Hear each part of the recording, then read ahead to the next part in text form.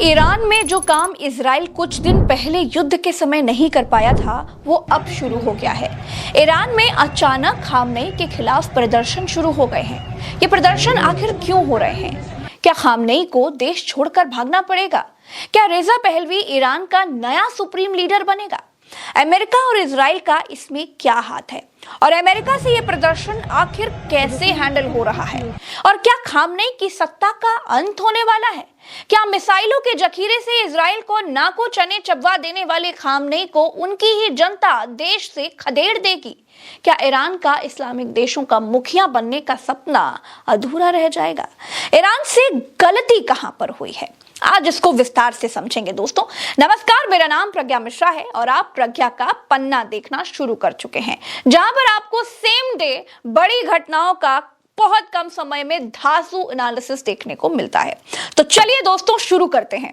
दुनिया के नक्शे पर यह है ईरान। खाड़ी के देशों में ईरान का सबसे बड़ा दुश्मन इजराइल है और इजराइल का सबसे बड़ा दुश्मन ईरान है। ईरान इजराइल का दुश्मन इसलिए है क्योंकि ईरान हिजबुल्लाह, हुती, हमास जैसे प्रॉक्सी संगठनों के जरिए फ्री फिलिस्तीन के लिए लड़ाई करता है, लड़ता रहता है। फिलिस्तीन पर कब्जा करके बैठे इजराइल को यह बात नागवार है। ईरान इजराइल की दादागिरी को कुचलने की ताकत रखता है और ये जो सारे मुस्लिम देश हैं, जिनको गल्फ कंट्रीज भी कहा जाता है, इन देशों पर इजराइल की दादागिरी चल जाती है। लेकिन इकलौता ईरान ही एक ऐसा देश है जो इजराइल को मुंह तोड़ जवाब देने की शक्ति रखता है और दूर बैठे अमेरिका के भी पांव खाड़ी देशों में जमने से रोकता है। कुछ महीने पहले ईरान ने इजराइल के दांत खट्टे कर दिए थे। तेल अवीव तक मिसाइलें बरसाई थीं। इजराइल को बचाने के लिए अमेरिका B-2 बम वर्षक विमान लेकर के ईरान पर टूट पड़ा था। तो कुल मिलाकर के दोस्तों, ईरान मिडिल ईस्ट में या फिर गल्फ में या खाड़ी में अमेरिका और इजराइल का सबसे बड़ा दुश्मन है। अब इस दुश्मनी के चलते अमेरिका ने ईरान पर कई आर्थिक प्रतिबंध लगा रखे हैं, जिससे वैश्विक बाजारों में ईरानी रियाल, जिसे IRR कहा जाता है, उसकी कीमत भयानक तौर पर गिर चुकी है। हालात ये हो गए हैं दोस्तों कि एक अमेरिकी डॉलर 42,100 ईरानी रियाल के बराबर है। यानी जो सामान अमेरिका अपने 1 रुपए से खरीद सकता है, उसे खरीदने के लिए ईरान को 42,100 रुपए खर्च करने पड़ते हैं। अभी कुछ महीने पहले जो आशंका खामनेई ने जताई थी, वो ईरान में अब सच साबित होते हुए दिख रही है दोस्तों। गिरते ईरानी रियाल और महंगाई को मुद्दा बनाकर अमेरिकी समर्थन से ईरान में लाखों युवा खामनेई को सत्ता से हटाने के लिए सड़कों पर उतर आए हैं। प्रदर्शन रोज के रोज बढ़ रहे हैं और इतने बड़े प्रदर्शन हो रहे हैं कि पुलिस और प्रदर्शनकारियों की झड़पों में अब तक 15 से 20 नागरिक मारे जा चुके हैं। दोस्तों, ईरान में अमेरिकी समर्थन से प्रदर्शन हो रहे हैं। मैंने ये बात आखिर क्यों कही, आपको उसको भी समझना पड़ेगा। देखिए, बात 1979 की है। ईरान में इस्लामिक क्रांति के जरिए तख्ता पलट हुआ था और ये तख्ता पलट आज के सुप्रीम लीडर खामनेई की नेतागिरी में हुआ था। उस तख्ता पलट में शाह मोहम्मद रजा पहलवी को गद्दी से हटाया गया था। पहलवी के परिवार को ईरान छोड़ करके भागना पड़ा था। शाह मोहम्मद रजा पहलवी के बेटे ने अमेरिका में शरण ली हुई है, जिनका नाम रेजा पहलवी है। रेजा पहलवी के समर्थक अब भी ईरान में हैं। रेजा पहलवी को ईरान या फिर से अपनी सत्ता चाहिए। खामनेई को हटाकर अपने पिता के अपमान का बदला भी उसे लेना है। तो कुल मिलाकर दोस्तों, सिनेरियो ये है कि अमेरिका और इजराइल का मकसद ईरान को कंट्रोल में लेना है। रजा पहलवी जो अमेरिका में निर्वासित का जीवन काट रहे हैं, उनको ईरान की सत्ता पर काबिज होना है। ईरान में पहलवी के समर्थक पहले से ही मौजूद हैं, उनको सपोर्ट अमेरिका और इजराइल कर रहा है। देखिए, अमेरिकी राष्ट्रपति ट्रंप ने क्लियर कट कहा है कि अगर ईरान शांतिपूर्ण प्रदर्शनकारियों पर गोली चलाता है और उन्हें बेरहमी से मारता है, जो कि उनकी आदत है, तो अमेरिका उनको बचाने के लिए आएगा।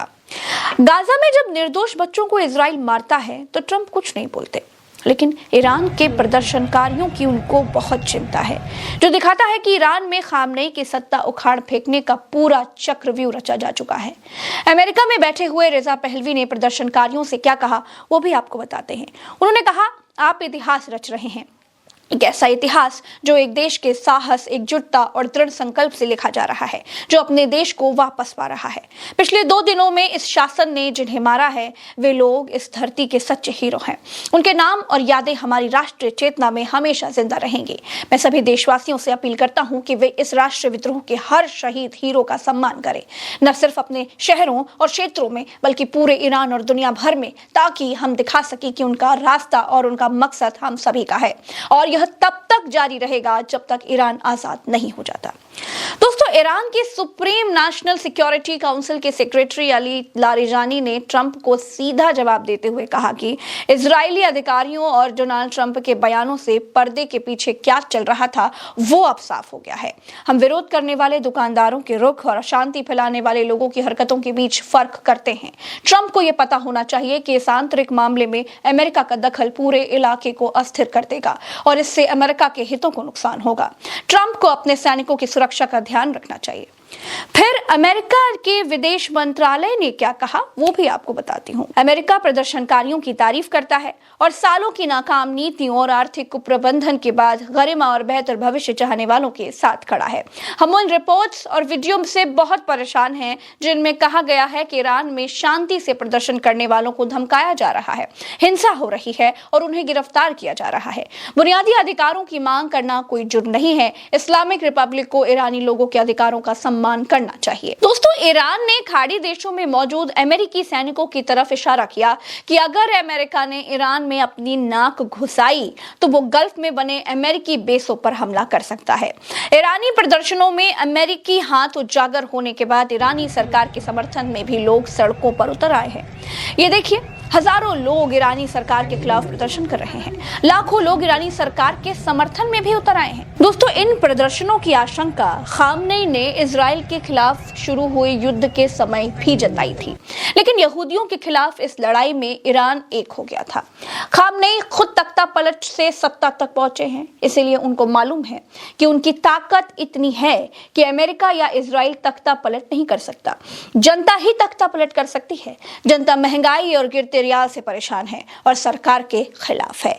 इस गुस्से का फायदा अमेरिका में बैठे निर्वासित पहलवी उठा रहे हैं और लोगों का नेतृत्व कर रहे हैं। इन प्रदर्शनों की शुरुआत बहुत छोटी सी हुई थी। तेहरान में इसी इतवार को उन दुकानदारों ने इसकी शुरुआत की थी जो अमेरिकी डॉलर के मुकाबले ईरानी मुद्रा यानी रियाल की कीमत में तेज गिरावट से बहुत नाराज थे। इसके बाद इस प्रदर्शन में यूनिवर्सिटी के स्टूडेंट्स भी शामिल हो गए और विरोध प्रदर्शन कई शहरों में फैल गया। ईरान में प्रदर्शनकारियों ने देश के सर्वोच्च नेता यानी खामनेई के शासन को खत्म करने की मांग की और कुछ को रजा पहलवी के समर्थन में नारे लगाते हुए भी सुना गया। बढ़ती महंगाई के लिए ईरान की सरकार ने ईरान के केंद्रीय बैंक के गवर्नर मोहम्मद रेजा फरजीन का इस्तीफा ले लिया है। पूर्व वित्त मंत्री अब्दुल नासिर को उनकी जगह नया गवर्नर बना दिया गया है। लेकिन ईरान में बात महंगाई और गिरते रियाल से बहुत आगे जा चुकी है। सारी लड़ाई दोस्तों सत्ता की है। दोस्तों, ईरान पर अमेरिका ने इतने प्रतिबंध लगा रखे हैं कि ईरान का रियाल गिरना कोई बड़ी बात नहीं है। खास बात क्या है जानते हैं? खास बात यह है कि इतने प्रतिबंधों के बाद भी ईरान सरवाइव कर रहा है। ईरान सरवाइव करेगा क्योंकि उनके पास तेल है। ईरान की सबसे बड़ी गलती जानते हैं? सबसे बड़ी गलती है कि समय के साथ कदम मिलाकर ईरान चल नहीं पाया, कट्टरता को छोड़ नहीं पाया। जो देश समय के साथ नहीं चलते वो पीछे छूट जाते हैं। ईरान रूढ़िवादिताओं से घिर गया है। आज का युवा उसे मंजूर नहीं करता। आप कितना भी इंटरनेट बंद कर ले, दुनिया आपस में कनेक्ट हो चुकी है। ये बात ठीक है कि ईरान अमेरिका की आंखों में आंखें डालकर बात करता है। ये करने की हिम्मत रूस और चीन के अलावा आज की तारीख में किसी के पास नहीं है। लेकिन ईरान को मॉडर्नाइजेशन स्वीकारना होगा। आज का युवा खामनेई के पुराने विचारों से सहमत नहीं है